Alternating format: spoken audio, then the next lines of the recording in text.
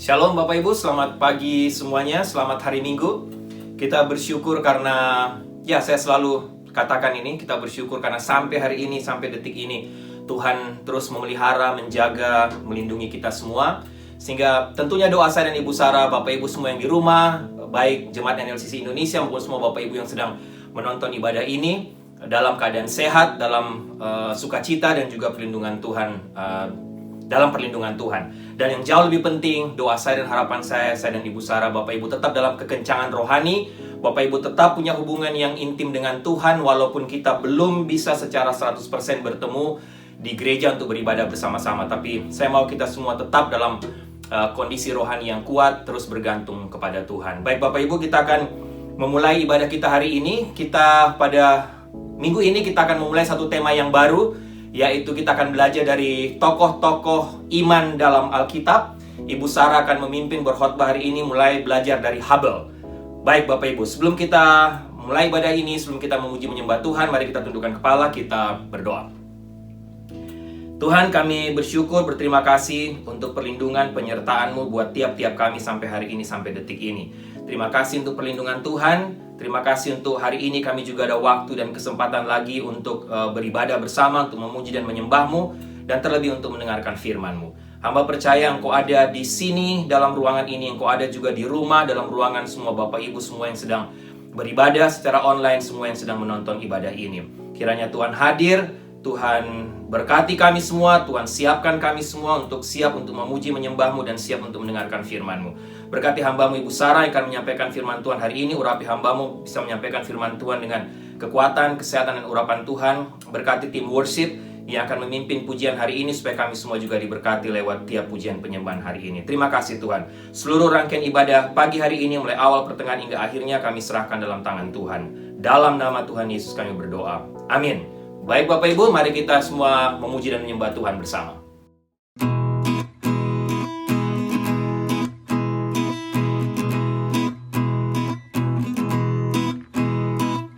Would you be free from your burden of sin?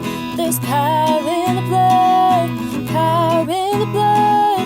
Would you or evil the victory win?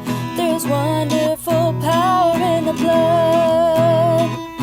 Would you be whiter, much whiter than snow? There's power in the blood, power in the blood. Sin stains are lost in its life-giving flow. There's wonderful power in the blood. There is power, power, wonder-working power in the blood of the Lamb. There is power, power, wonder-working power in the precious blood of the Lamb. Would you do service for Jesus, your King? There's power in the blood, power in the blood. Would you live daily His praises to sing? There's wonderful power in the blood. There is power, power, wonder-working power in the blood of the Lamb.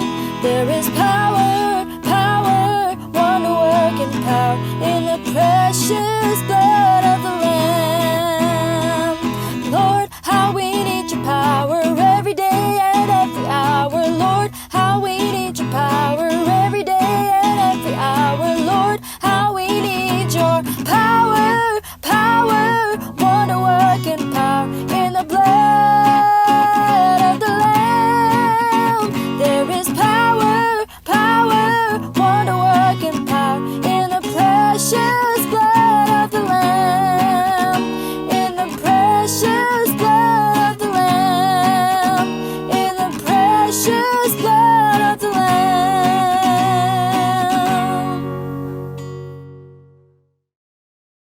Before we get into the word, let's worship together.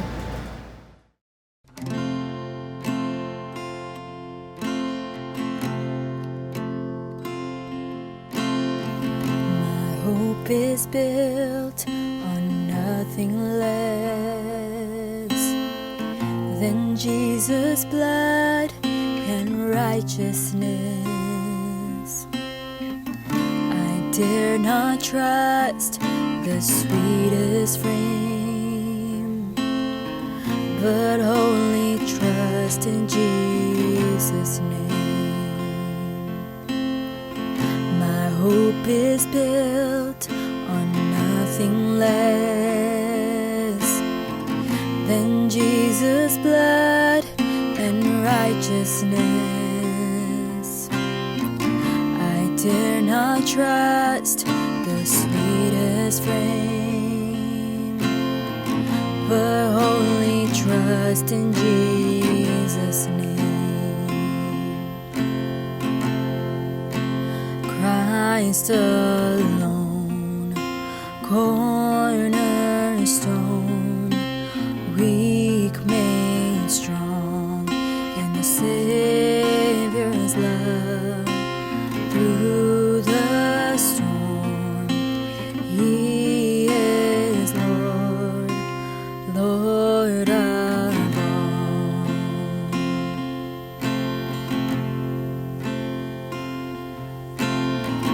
When darkness seems to hide His face, I rest on His unchanging grace. In every high and stormy gale, my anchor holds within the veil. My anchor holds within the veil. Oh, Christ alone, cornerstone, weak made strong in the Savior's love. Through the storm, He is Lord, Lord of all. Christ alone, Christ alone, cornerstone, weak made strong in the Savior's love. Through the storm, He is Lord, Lord of all.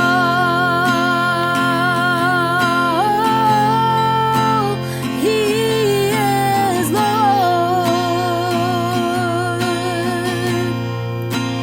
Lord of all.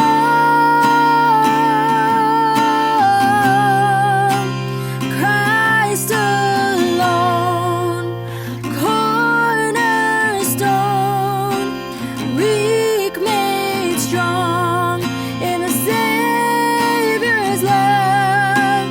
Through the storm, He is Lord, He is Lord of all.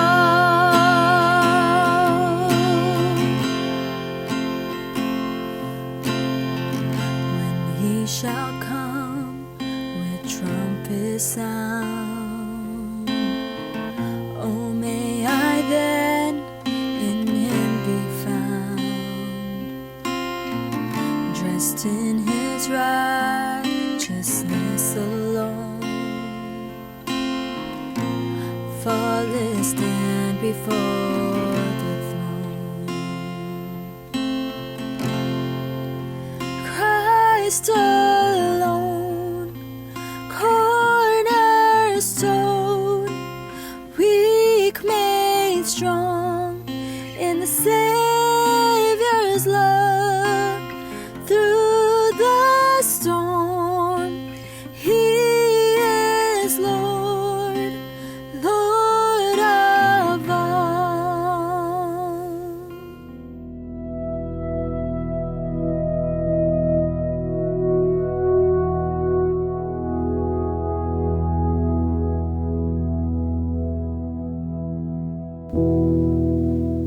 Salam Bapak Ibu semua, kita bersyukur kita bisa masuk dalam bulan Februari, minggu yang pertama tanggal 7 Februari 2021. Selama bulan Februari ini kita akan belajar tema karena iman di bawah surat Ibrani pasal 11, dan hari ini saya akan membawakan firman Tuhan tentang iman Habel. Mari kita berdoa sebelum kita mendengarkan firman Tuhan hari ini. Bapa dalam surga, kami mengucap syukur kami bisa memasuki bulan Februari tahun 2021 dengan kesehatan, kekuatan, bahkan tiap-tiap berkat kecukupan dari Tuhan. Kami mau mendengarkan firman-Mu, kami berdoa supaya ibadah hari ini, firman Tuhan hari ini menjadi kekuatan lagi bagi kami. Secara khusus memasuki masa-masa yang tidak jelas, yang tidak menentu, yang masih penuh rahasia di depan. Kami berdoa supaya iman Habel menjadi kekuatan untuk kami masuk dalam bulan Februari ini dengan kepercayaan, keyakinan kepada Tuhan yang tidak kunjung henti. Kami berdoa iman Habel menginspirasi iman kami untuk hidup terus takut akan Tuhan.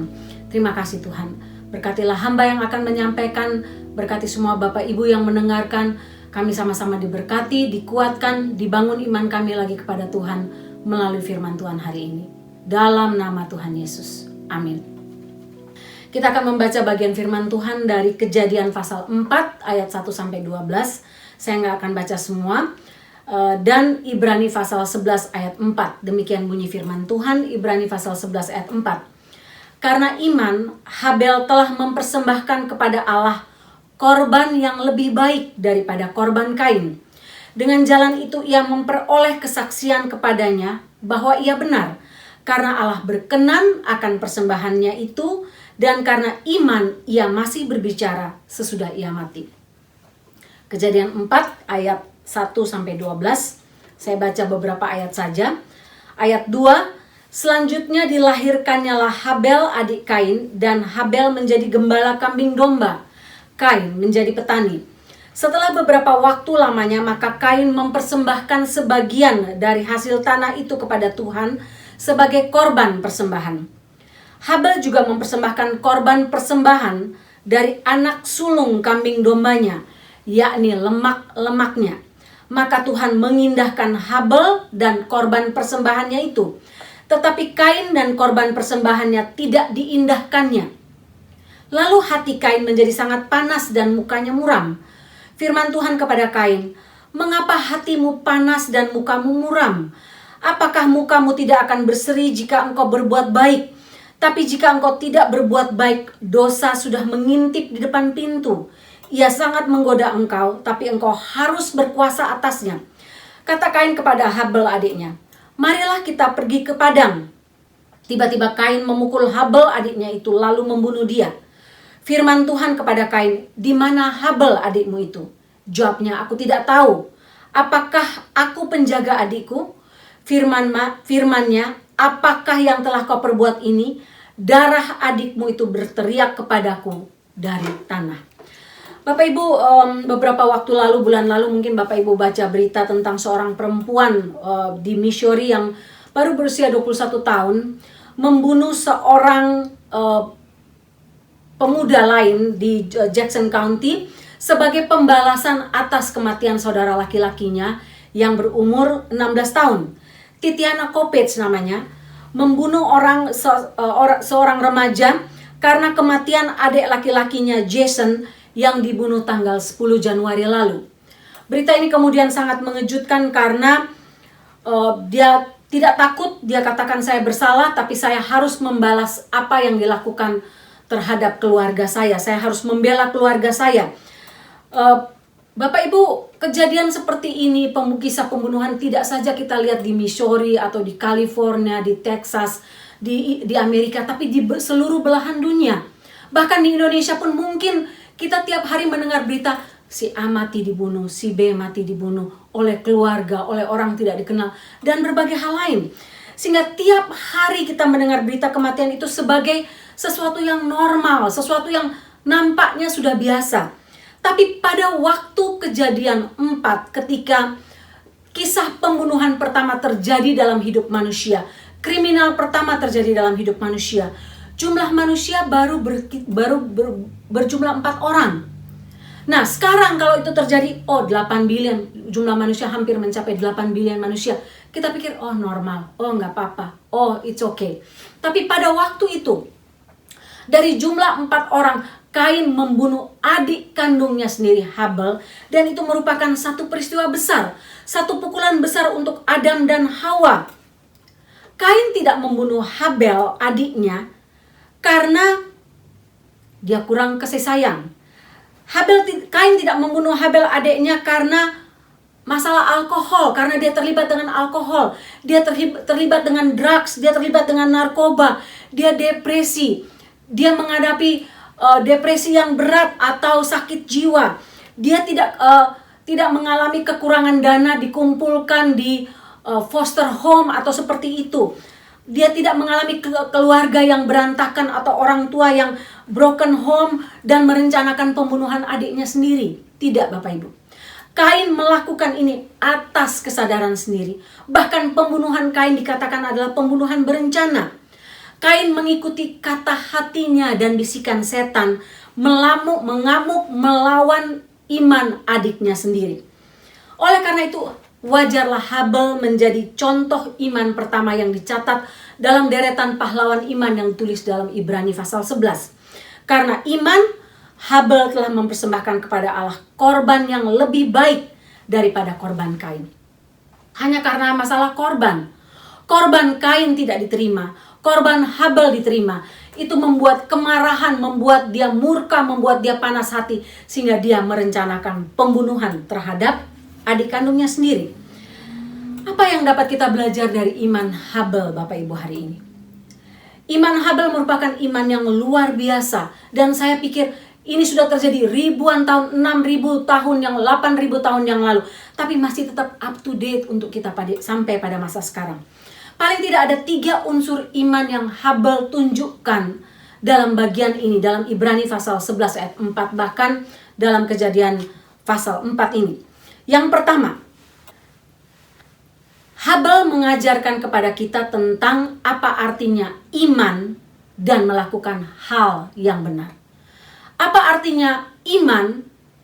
Iman adalah sesuatu hal yang tidak dapat dilepaskan dengan melakukan hal yang benar. Mari kita lihat baik-baik Kejadian 4 ayat 7 yang kita baca tadi.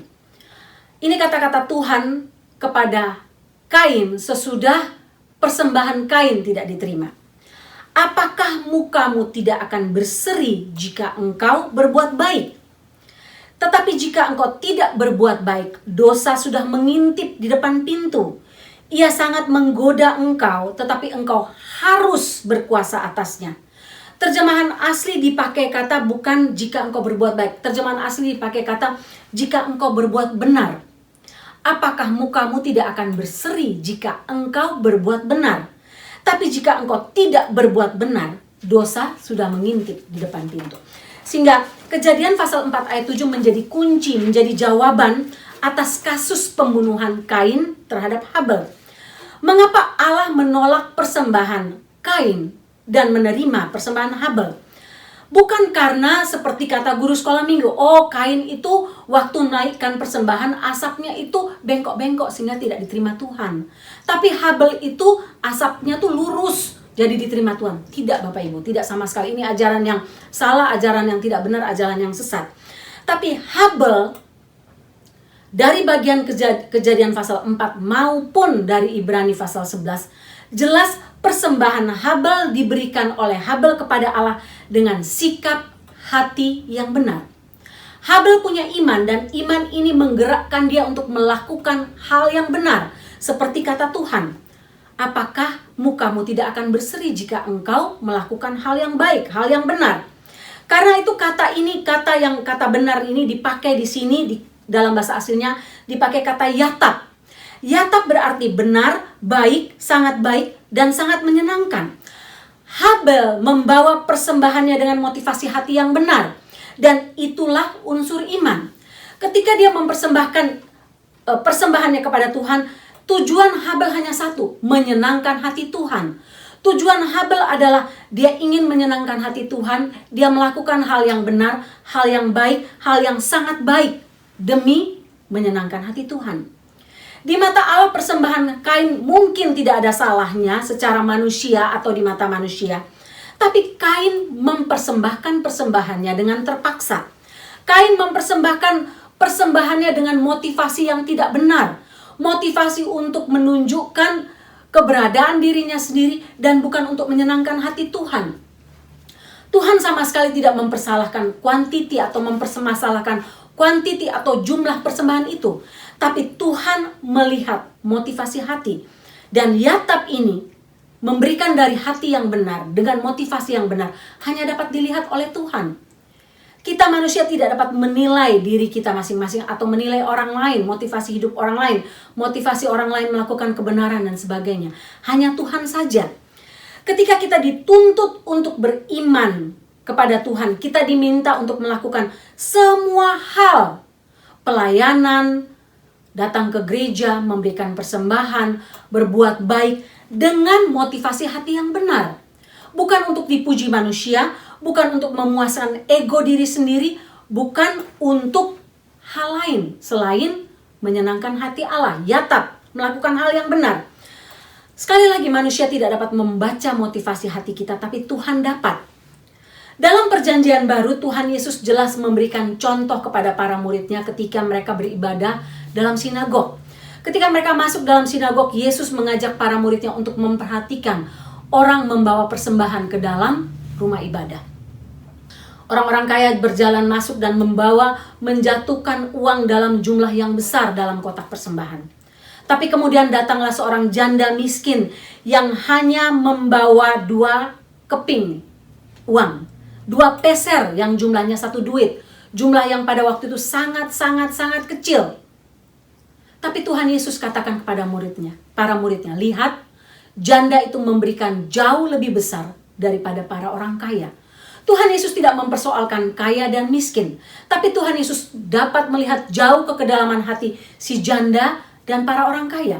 Orang kaya memberikan dalam jumlah besar dengan tujuan, dengan motivasi yang salah. Tapi janda ini memberikan seluruh hartanya, semua yang dimilikinya, 2 peser. Itulah semua yang ada padanya. Karena itu Tuhan melihat motivasi hati janda itu, dan Tuhan katakan Tuhan disenangkan.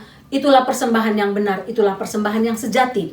Sehingga sekali lagi, kita beriman ketika kita mengatakan kita beriman kepada Tuhan, kita harus melakukan hal yang benar. Dalam perjanjian lama, Alkitab juga memberikan contoh ini sangat jelas ketika Daniel, seluruh temannya yang berada dalam pembuangan diminta untuk menyembah patung.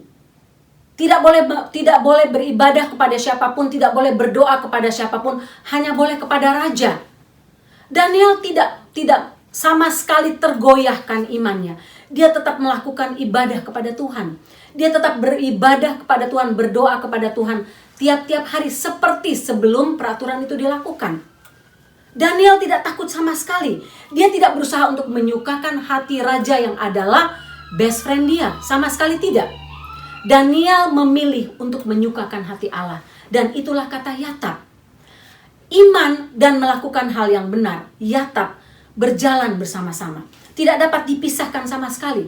Sehingga kalau saya katakan saya orang Kristen, saya punya iman, maka iman saya harus ditunjukkan dengan melakukan hal yang benar. Melakukan hal yang menyukakan hati Allah.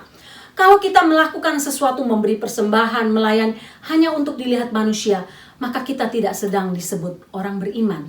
Kita tidak sedang punya iman seperti imannya Habel. Kalau kita melayani, memberikan persembahan, apapun bentuk berbuat baik, tapi kita tidak melakukannya dalam rangka untuk menyenangkan hati Tuhan, maka kita gagal dalam hidup kita sebagai orang beriman. Unsur iman kedua yang ditunjukkan oleh Habel dalam bagian ini adalah bukan saja melakukan hal yang benar, tapi Habel menunjukkan bahwa iman dan ketaatan adalah 2 hal yang tidak dapat dipisahkan. Iman dan ketaatan adalah 2 hal yang berjalan bersama-sama. Bagaimana Kain dan Habel tahu mempersembahkan cara yang tepat untuk mempersembahkan korban persembahan yang benar? Tentulah Adam dan Hawa mengajarkan kepada Kain dan Habel bagaimana petunjuk yang tepat, bagaimana mempersembahkan korban persembahan kepada Allah. Dan itu diajarkan dari Adam dan Hawa kepada Kain dan Habel untuk diteruskan dari keturunan, dari generasi ke generasi. Sama seperti ketika Tuhan memberi petunjuk kepada mereka tentang bagaimana tentang larangan tentang makan buah dari pohon yang terlarang, pohon tentang pengetahuan tentang yang baik dan yang benar.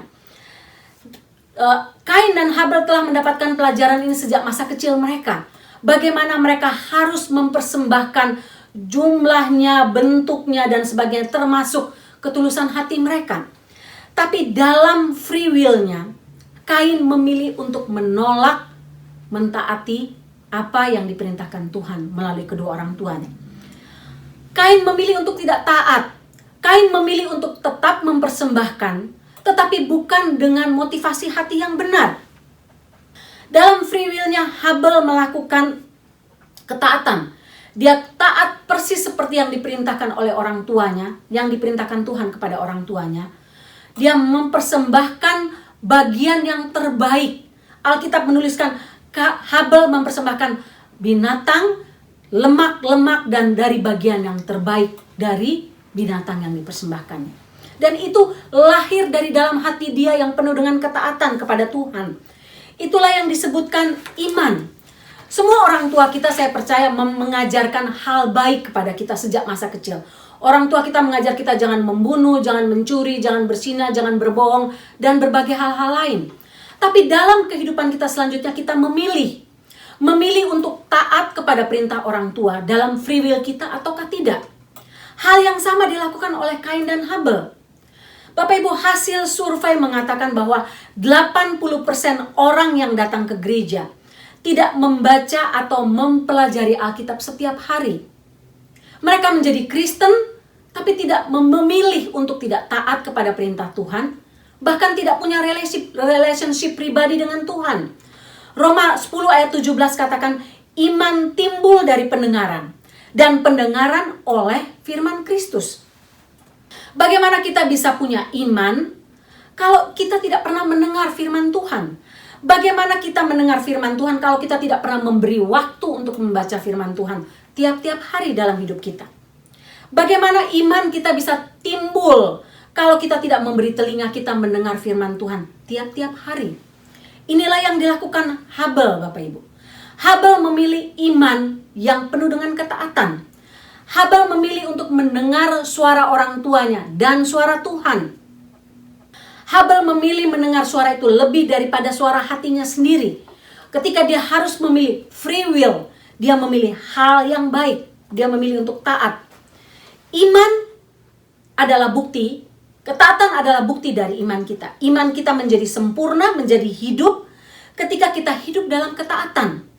Bayangkan Bapak Ibu, ketika Habel sudah meninggal, darahnya masih berbicara. Itu artinya hidup dia, iman dia terus berbicara walaupun dia sudah mati.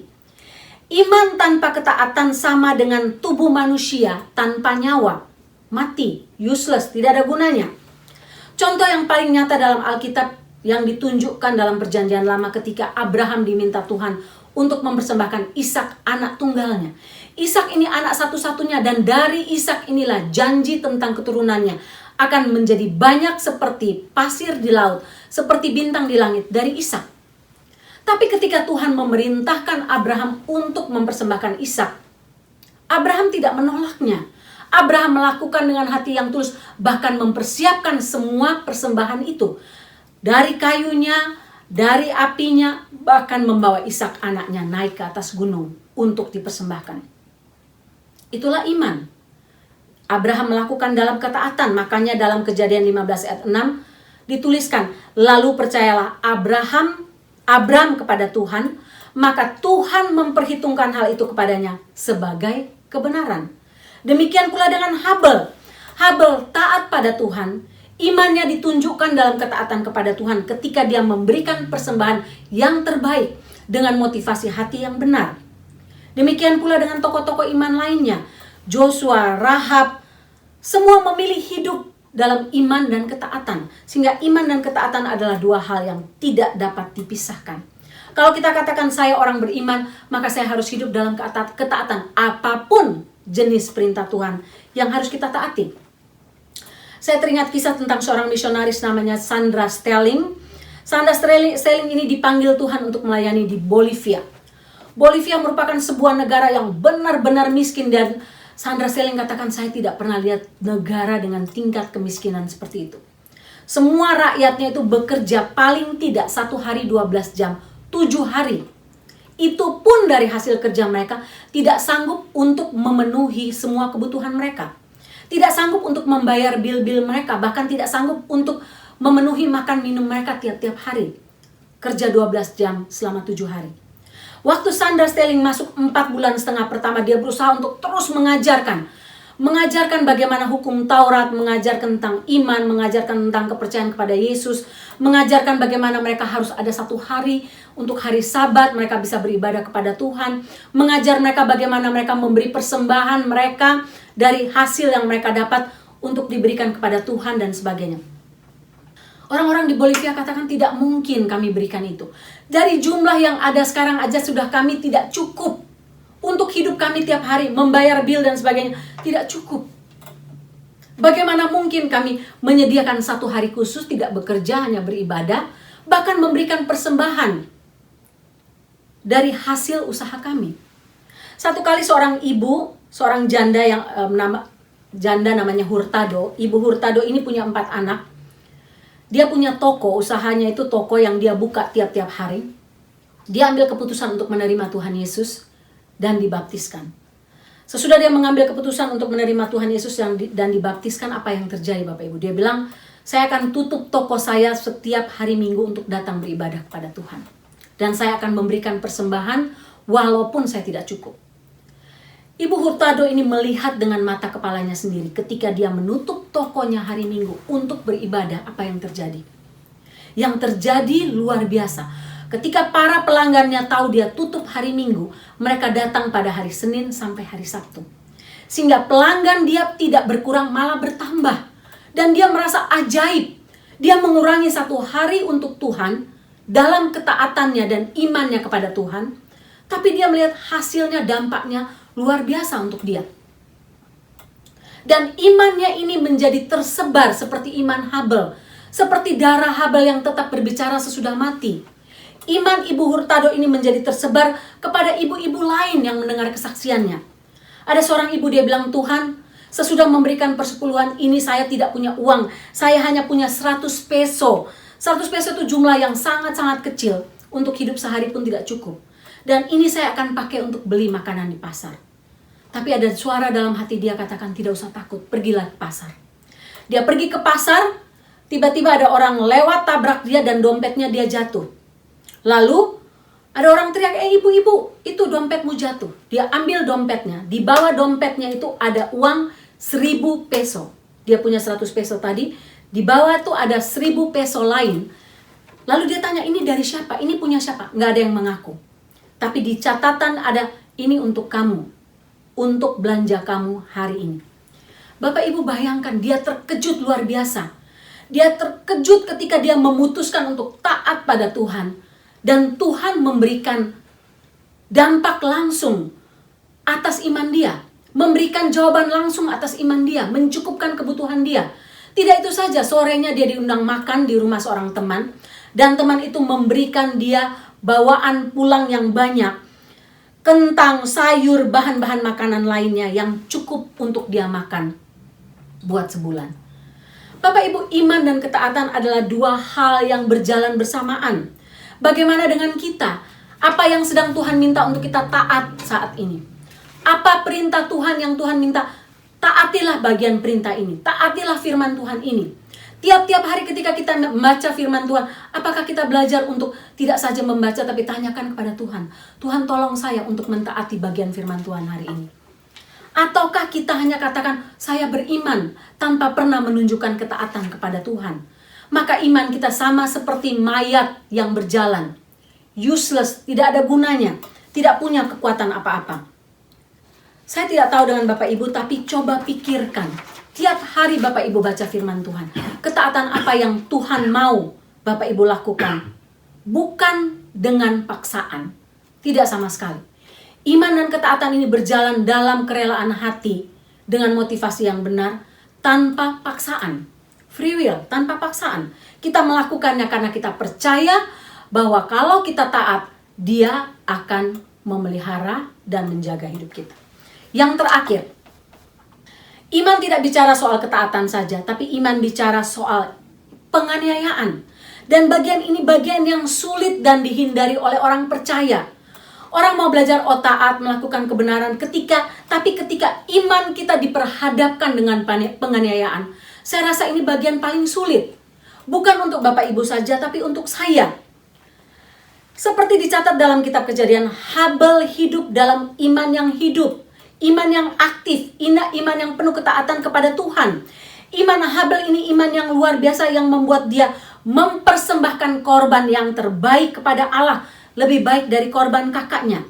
Tapi iman Habel menghasilkan kekerasan, menghasilkan penganiayaan, menghasilkan kebencian yang berakhir dengan kematian. Kejadian pasal 4 ayat 5 katakan, tetapi Kain dan korban persembahan tidak diindahkannya.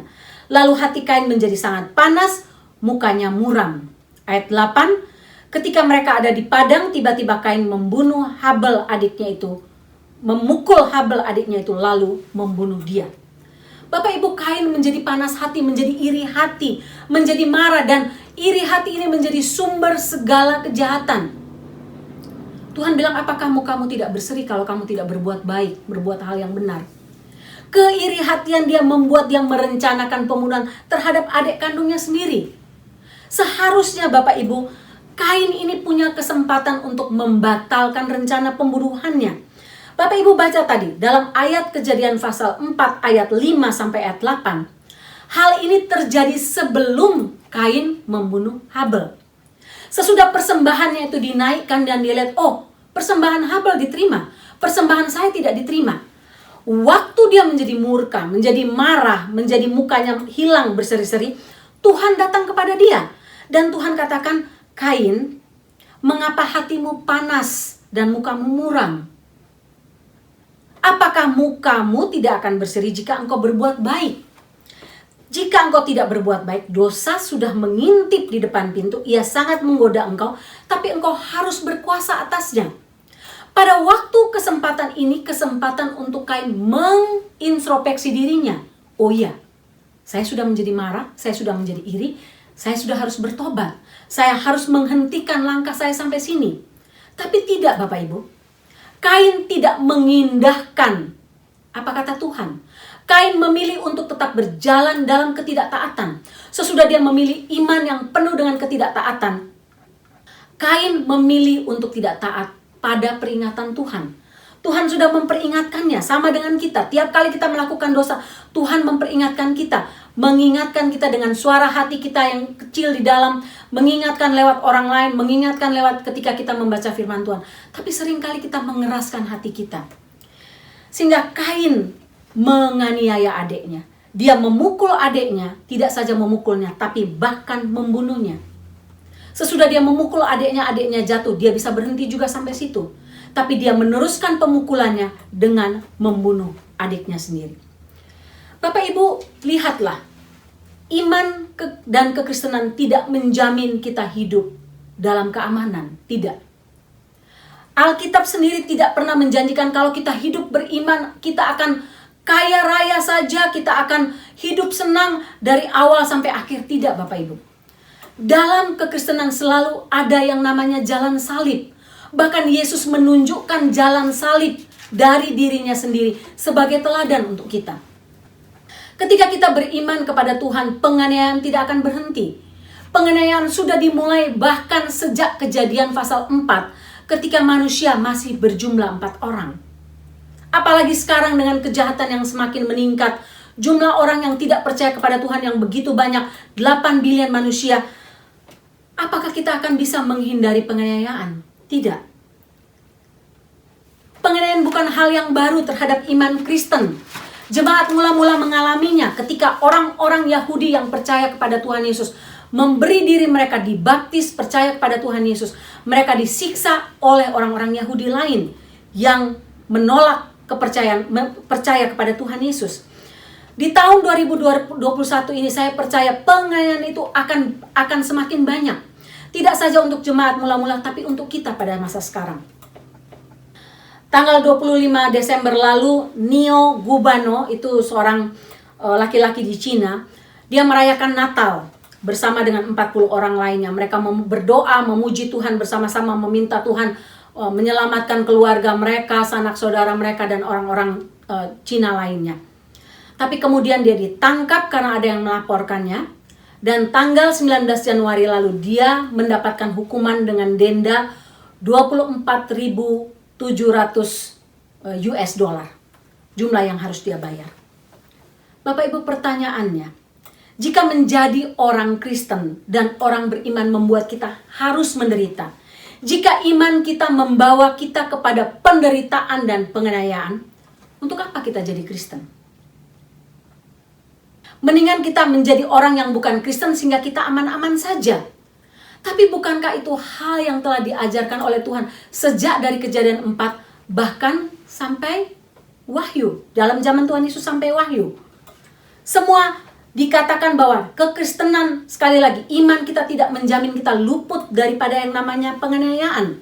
Matius 16 ayat 24 Tuhan Yesus katakan, lalu Yesus berkata kepada murid-muridnya, setiap orang yang mau mengikut aku, ia harus apa? Menyangkal dirinya, memikul salibnya, mengikut aku.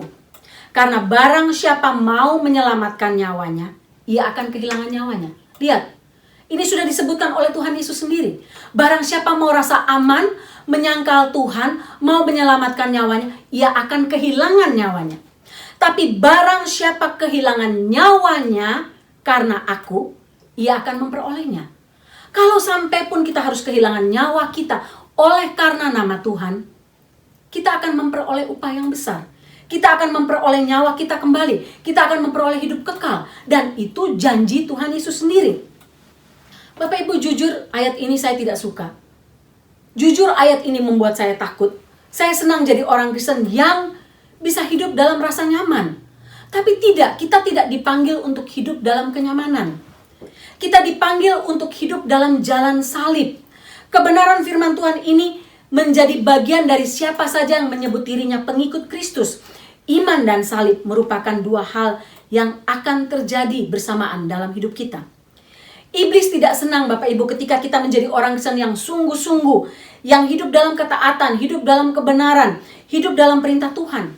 Karena itu iblis akan memakai penderitaan, penganiayaan, kekerasan, pembunuhan, kecaman untuk membuat kita mundur, menyangkal Tuhan, meninggalkan iman kita kepada Tuhan. Iblis dengan sengaja meminta izin kepada Tuhan untuk melakukan kekerasan terhadap Ayub.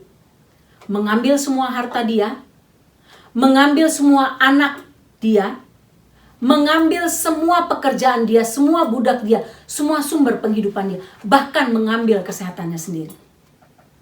Tapi Ayub tidak menyangkal Tuhan, bahkan ketika istrinya meminta dia untuk menyangkal Tuhan. Ayub memilih untuk tetap beriman walaupun berada dalam kekerasan dan penganiayaan oleh iblis. Bapak Ibu, menjelang akhir zaman iblis akan bekerja makin giat melalui antek-anteknya, melalui orang-orangnya di seluruh dunia untuk mendatangkan penganiayaan, kekerasan, pembunuhan, baik secara fisik, secara mental, dengan cara apapun kepada orang-orang percaya untuk menggoncangkan iman kita. Supaya membuat kita menyangkal Tuhan. Tapi ketika kita melihat hal itu, kita tahu bahwa waktunya sudah makin dekat. Ketika penganiayaan terhadap orang percaya makin keras, makin banyak, makin terjadi di seluruh dunia, kita tahu bahwa waktunya sudah makin dekat. Karena iblis akan bekerja makin keras untuk membuat orang percaya di seluruh dunia menyangkal Tuhan. Ada 60 negara yang tercatat sebagai negara yang paling banyak penganiayaan. Nomor 1 North Korea, dan salah satu yang terbesar adalah Cina. Kalau Bapak Ibu baca berita beberapa waktu lalu dari Christian News, para pemimpin di Cina sekarang ketakutan luar biasa. Karena jumlah orang Kristen makin mereka disiksa, dianiaya, dilarang untuk berbakti. Jumlah mereka makin banyak.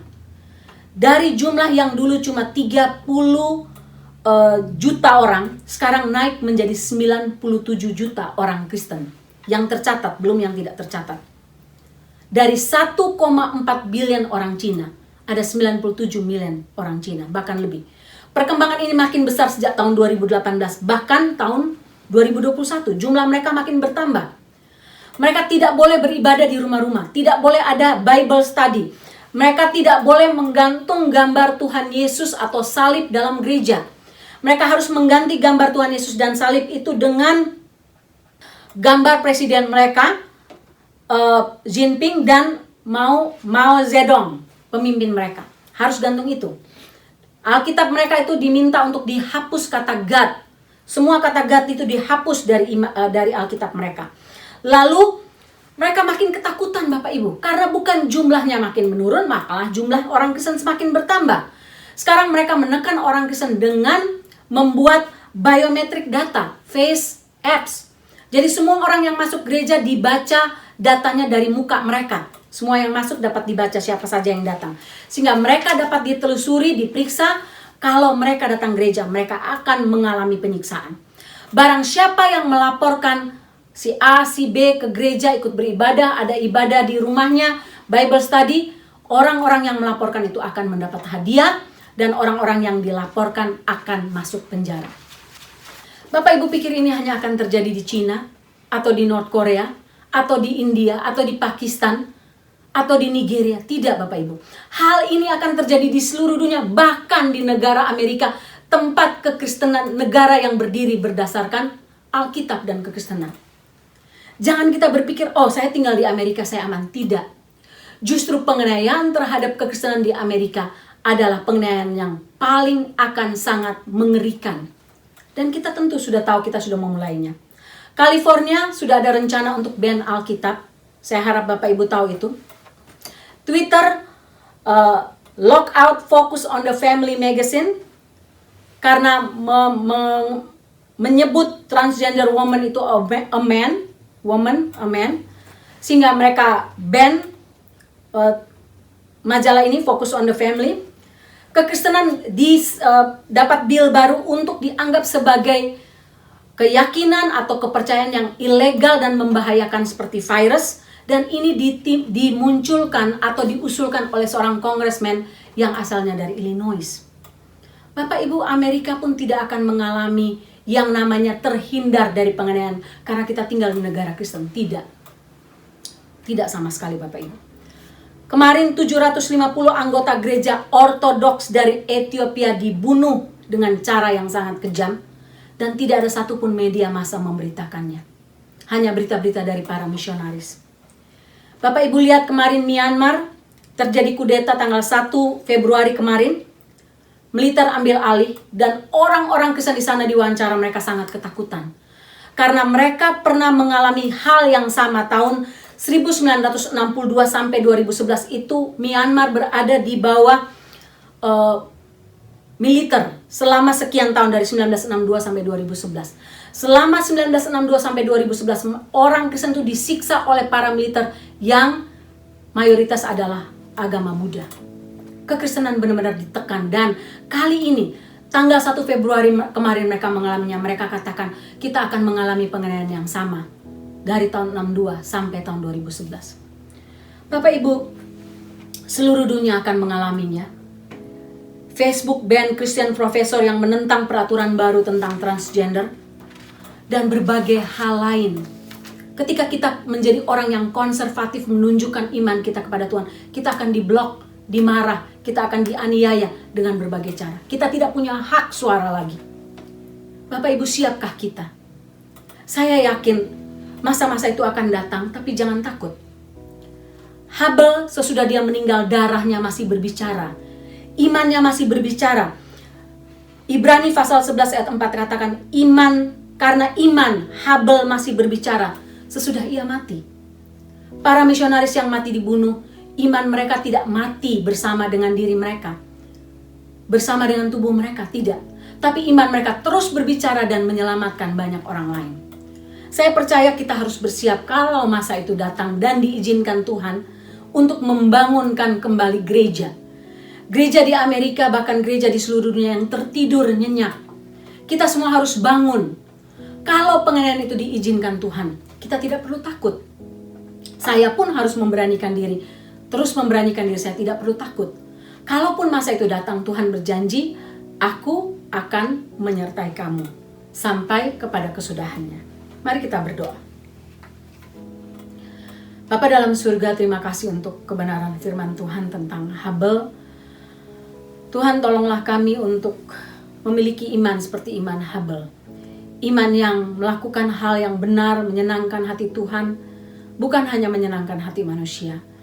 Iman yang ditunjukkan dalam ketaatan hidup tiap-tiap hari. Iman yang siap untuk mengalami persecution, penganiayaan dalam bentuk apapun. Tolong kami tidak satu pun di antara kami mundur, bahkan menyangkal Tuhan.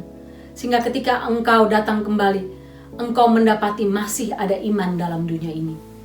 Kami berdoa supaya Engkau mendapati kami sebagai orang-orang yang bertahan, yang mempunyai iman kepada Tuhan sampai akhir hidup kami. Kami berdoa supaya iman Habel menjadi bagian iman kami, bahkan mempersiapkan kami untuk memasuki masa-masa yang makin sulit di depan. Tuhan, Immanuel, Allah beserta kami. Terima kasih Tuhan untuk bagian firman Tuhan hari ini. Dalam nama Tuhan Yesus. Amin.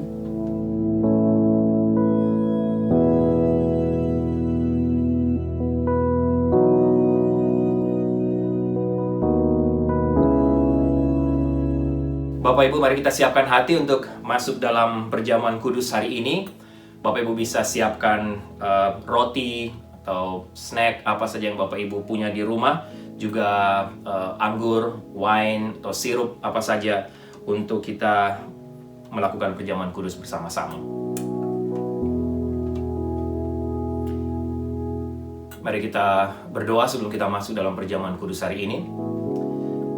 Tuhan, kami bersyukur, terima kasih karena hari ini setelah mendengarkan firman-Mu, kami ada waktu dan kesempatan juga untuk melaksanakan perjamuan kudus, untuk mengingat kembali peristiwa sekitar 2000 tahun yang lalu yang terjadi di atas Bukit Golgota ketika Engkau mati di atas kayu salib, darah-Mu tercurah, tubuh-Mu hancur, supaya kami semua bisa mendapatkan hidup kekal, bisa mendapatkan keselamatan kekal. Kiranya perjamuan kudus hari ini tidak saja membawa kami untuk mengingat, tapi juga kami belajar untuk menghargai, menghormati karya salib dalam hidup sehari-hari, dalam hidup takut akan Engkau, dalam hidup ketaatan kepada Engkau, dan juga berbuah bagi Engkau, menjadi berkat bagi orang lain. Terima kasih Tuhan, berkati kami semua, siapkan kami semua Bapak Ibu yang hari ini siap untuk melakukan perjamuan kudus. Dalam nama Tuhan Yesus kami berdoa. Amin. Bapak Ibu jemaat yang kekasih, roti yang kita pecah-pecahkan ini mengingatkan kita akan tubuh Kristus yang diserahkan bagi kita untuk menebus kita. Demikian pula dengan cawan minuman ini yang kita pakai untuk mengucap syukur, mengingatkan kita akan darah Kristus yang dicurahkan bagi kita untuk pengampunan dosa kita.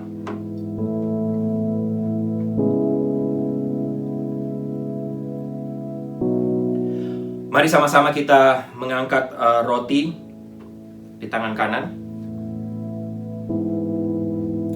Yesus berkata, inilah tubuhku yang diserahkan bagi kamu. Perbuatlah ini menjadi peringatan akan aku. Makanlah.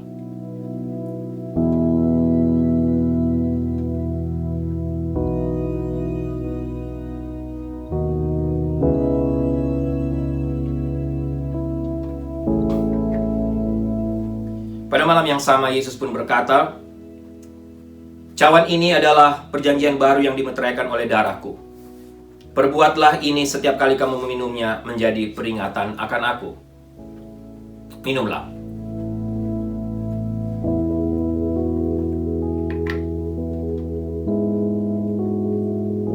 Bapak Ibu, saya mau kita tundukkan kepala masing-masing di rumah kita masing-masing, kita mengambil waktu doa. Bapak Ibu mengucap syukur secara pribadi, mengucap syukur untuk perjamuan kudus ini. Dan juga saya beri waktu kesempatan untuk Bapak Ibu mengambil waktu untuk tidak saja mengucap syukur, tapi mungkin membuat janji di hadapan Tuhan. Komitmen baru, resolusi baru di hadapan Tuhan.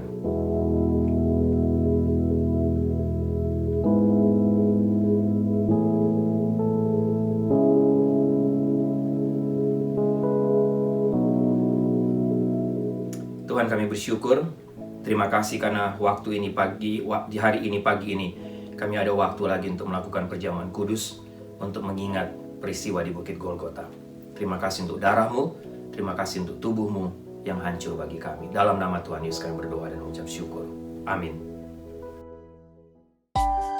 Bapak Ibu doa saya kita semua diberkati lewat seluruh rangkaian ibadah hari ini. Kita diberkati lewat firman Tuhan yang telah disampaikan oleh Ibu Sarah. Kita diberkati lewat perjamuan kudus hari ini.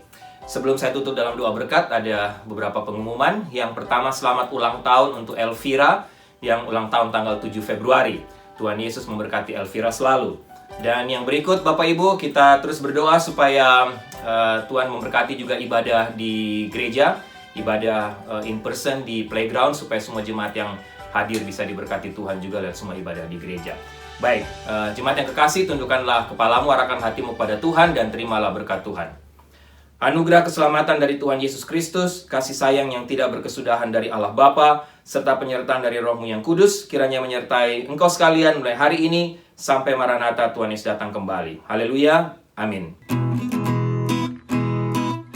Would you be free from your burden of sin?